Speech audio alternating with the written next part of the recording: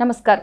BRK భక్తి ఛానల్కి స్వాగతం. నేను పద్మ. మనతో పాటు స్టూడియోలో ఉన్నారు శ్రీచక్రపీఠం వ్యవస్థాపకులు, ప్రముఖ జ్యోతిష్య పండితులు డాక్టర్ ప్రదీప్ జోషి గారు. వారిని అడిగి మనకున్న సందేహాలన్నింటినీ కూడా నివృత్తి చేసుకునే ప్రయత్నం చేద్దాం. నమస్కారం గురుగారు. శ్రీమాత్రే నమః. గురుగారు, 15 నుంచి గురువు స్థానం మారబోతుంది. అంటే ఏ రాశులకి ఎలా ఉండబోతుంది?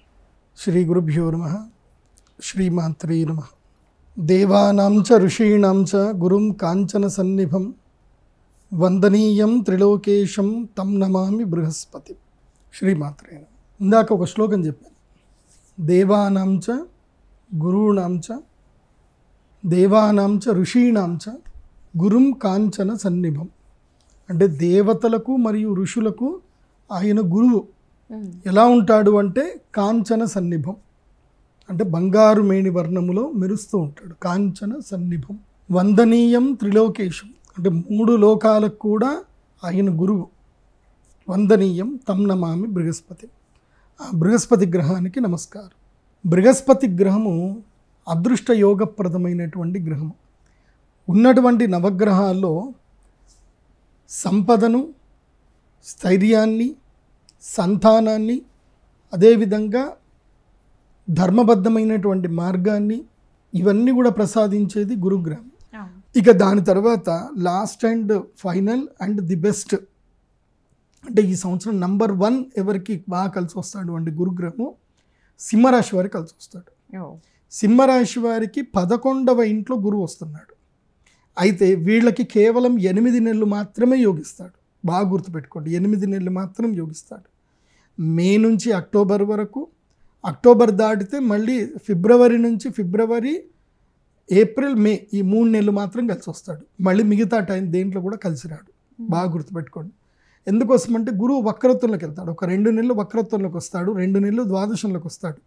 కాబట్టి ఎంత సంపాదించుకుంటారో అంతా పోగొట్టుకుంటారు. 2 నెలల్లో, అక్టోబర్ నవంబర్లో మొత్తం పోగొట్టుకుంటారు. 2 నెలలు చాలా జాగ్రత్తగా ఉండాలి. అక్టోబర్ నవంబర్లో అందరికీ కళ్ళద్దాలు కొనిచ్చేసేయాలి. ఇంట్లో ఉండే వాళ్ళందరికీ బ్లాక్ కళ్ళద్దాలు కొనియాలి. షాపింగ్ ఎక్కడికి తీసుకెళ్ళొద్దు. వాళ్ళు ఎక్కడన్నా పోయి చూసేసరికి అవి కావాలి ఇవి కావాలని అడిగారు అనుకోండి, ఇంకేం లేదు, ఇంకా ఉన్నాయన్నీ ఖర్చు అయిపోతాయి. ఈ సంవత్సరం ఖర్చులు పెట్టకూడదు. ఈ సంవత్సరం ఎట్టి పరిస్థితుల్లో సింహరాశి వారు అప్పు చేసైనా సరే భూమి కొనుక్కోవాలి. చిన్న భూమి. జీవితంలో భూమి లేకపోతే వేస్ట్. ప్రతి ఒక్కళ్ళకి కూడా గుర్తుపెట్టుకోండి, జీవితంలో నీకంటూ చిన్న భూమి అయినా ఉండాలి. 100 గజాలైనా నీకంటూ ఉండాలి. ఆ 100 గజాలు కూడా లేదు అంటే నువ్వు వేస్ట్. ఎందుకోసమంటే అది చూసే నీకు ఎవరైనా పిల్లనిస్తారు. అపార్ట్మెంట్లు ఇవి ఎప్పటికి ఉండవు. మీ తరతరాలకు మీరు అపార్ట్మెంట్లు ఇవ్వలేరు. ఫస్ట్ ప్రియారిటీ ఏంటంటే ఒక 100 గజాల నుంచి 250, ఇక మినిమం 100 గజాలు, దానిపైనుంచి ఎంతైనా సరే ఒక ల్యాండ్ కొనాలి. అది హెచ్ఎండిఏ కానీ డిటిసిపి ఉంటేనే కొనండి. గ్రామ పంచాయతీ లేఅవుట్లు కొనకండి.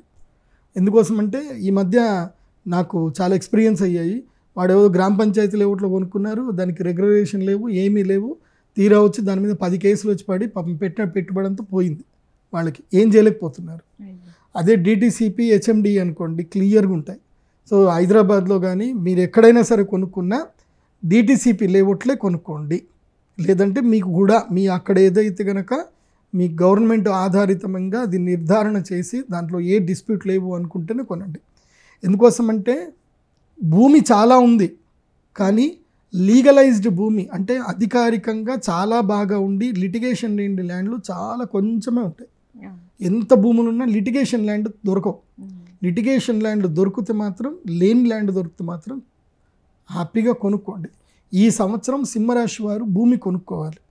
అప్పు చేసైనా భూమి కొనుక్కోవాలి. ఎందుకోసమంటే ఈ సంవత్సరం సింహరాశి వాళ్ళు ఏం చేయాలి తెలుసా? జేబులు ఎప్పుడు ఖాళీ ఉంచాలి. జేబు ఎంత ఖాళీగా ఉంటే వాడు బుద్ధి అంతా గట్టిగా పనిచేస్తుంది. జేబులు ఫుల్ ఉన్నాయి అనుకోండి, బ్రెయిన్ పనిచేయదు, ఖర్చులు అయిపోతాయి. ప్లస్ ఇంకోటి ఏంటంటే దగ్గర డబ్బులు ఉన్నాయి కదా అన్న బద్ధకం వచ్చేస్తుంది. కాబట్టి ఉన్న డబ్బులు మొత్తం పెట్టేసి భూమి కొనేసేయండి. ఈ సంవత్సరం భూమి కొనాలి. ముఖ్యంగా తెలంగాణ ప్రాంతంలో ఉన్న ప్రజలు, అందులోపల తెలంగాణలో ఉండి సింహరాశిలో ఉన్నవాళ్ళు తప్పకుండా భూములు కొనుక్కోండి. కుబేరుణ్ణి ఆరాధన చేయాలి. గురుగ్రహం బాగా లేకపోతే గురుగ్రహ మంత్రముతో కుబేర సంపుటి మంత్రం ఒకటి ఉంటుంది. ప్రత్యేకంగా ఆ మంత్రంతో కనుక మనం యాగం చేసుకోగలిగితే జీవితంలో ఒక్కసారైనా, అది ధనత్రయోదశి కానీ అక్షయ తృతీయ కానీ ఈ 2 రోజులు చేయించుకోవాలి. మిగతా ఏ రోజు చేసినా ఫలించదు. కేవలం 2 రోజులు, ధనత్రయోదశి అక్షయ తృతీయ, లేదంటే ఒక్క ముహూర్తం వస్తుంది. సంవత్సరానికి 2 రోజులు మాత్రమే ఆ ముహూర్తం వస్తుంది. గురు పుష్యామృత యోగం, గురువారం పుష్యమి నక్షత్రం వచ్చే రోజు. ఆ విధంగా గురువు అనుగ్రహం గురించి అని మనము ప్రయత్నాలు చేయొచ్చు. అయితే గోచార రీత్యా కూడా గురువు వస్తే, జాతకంలో గురువు బాగా ఉండాలి, గోచారంలో కూడా. గోచారం అంటే ప్రతి సంవత్సరము గురుగ్రహము మారుతూ ఉంటాడు. సంవత్సరానికి ఒకసారి, అంటే 12 నెలలకు ఒకసారి గురుగ్రహం మారుతూ ఉంటాడు. ఆ మారినప్పుడు గోచారం కరెక్ట్గా ఉంటే కనుక తప్పకుండా గురువు అనుగ్రహిస్తాడు. ఇది ఏంది 100% రిజల్ట్. జాతకంలో గురువు బాగా ఉండాలి, గోచారంలో గురువు రావాలి. అది కాకుండా దశ కూడా గురు దశ నడుస్తుంది అనుకోండి, ఇంకా దానికి మించిన అసలు ఇంకా తిరుగులేదు వాళ్ళకి. 100% అంటే 100% వాళ్ళకి మేలు జరుగుతుంది. సో ఈ 3 కేటగిరీస్ అబ్జర్వేషన్ చేసుకోవాలి. ఒకటి జాతక బలం, రెండవది గురుబలం, ఇప్పుడు గురువు ఎలా ఉన్నాడు ఎక్కడున్నాడు అని తెలుసుకోవాలి. మూడవది దశాబలం కూడా చూసుకోవాలి. జాతకంలో గురువు బాగా ఉండి ప్రస్తుతము గురుదశ నడిచి ప్రస్తుతము గురువు బాగా ఉన్నాడు అంటే వాళ్ళ జీవితం అట్టి పరిస్థితుల్లో 100% వాళ్ళకి పాజిటివ్ ఎనర్జీ వస్తుంది, సిరి సంపదలు అద్భుతంగా కలుగుతాయి.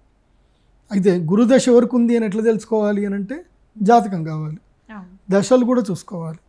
జాతకంలో గురువు బాగా ఉన్నాడా లేదా ఒకటి, అది జ్యోతిష్ శాస్త్ర పండితుడే చెప్తాడు. గురుదశ ఎలా ఉంది అనేది మనం హోరోస్కోప్ PDF కనుక ఆర్డర్ చేసుకుంటే దాని లోపల వస్తుంది. ఇప్పుడు నా వెబ్సైట్లో ఉంటుంది, pradeepjoshi.com వెబ్సైట్లో మీరు హోరోస్కోప్ PDF ఆర్డర్ చేసుకోండి. మీకు గురుదశ ఎప్పుడు వస్తుంది అనేది క్లియర్గా మీకు ఉంటుంది. దాని లోపల దశ, అంతర్దశ, ప్రత్యంతర దశలు, సూక్ష్మ దశలు ఉంటాయి. సో ఇప్పుడు మీరు అడిగింది ఏంటి అంటే ఈ పరిస్థితికి ఇప్పుడు రావాలి. ఈ రెండు తెలుసుకోకుండా గురుగారు చెప్పారు నాకు బాగుంది అని చెప్పేసి అని ముందుకెళ్తా అంటే మాత్రం కరెక్ట్ కాదు. ఇవి 2 పరిశీలన చేసుకోవాలి. జాతకంలో గురుబలం ఎంత బాగా ఉందో లేదో చూసుకోవాలి. నెక్స్ట్ ప్రస్తుతం ఏ దశ నడుస్తుందో కూడా చూసుకోవాలి. ఆ దశల ప్రకారంగా ఈ గురువు, గోచార గురువు ఎంత అనుకూలిస్తాడు అని అప్పుడు తెలుసుకోవాలి. ఓకే గురువు గారు, చాలా మంచి వివరాలు అందించారు. ధన్యవాదాలు. శ్రీమాత్రే నమః.